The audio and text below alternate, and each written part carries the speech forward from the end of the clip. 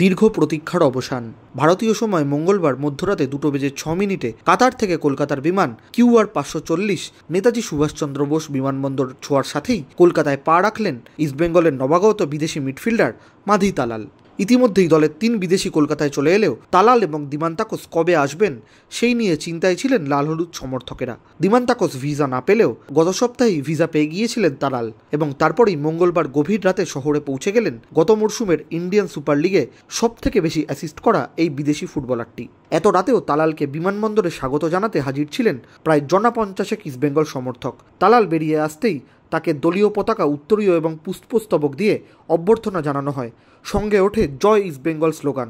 এই গভীর রাতেও বিমানবন্দরে বেশ কিছু সমর্থকদের দেখে স্বভাবতই অভিভূত এই ফরাসি ফুটবলারটি।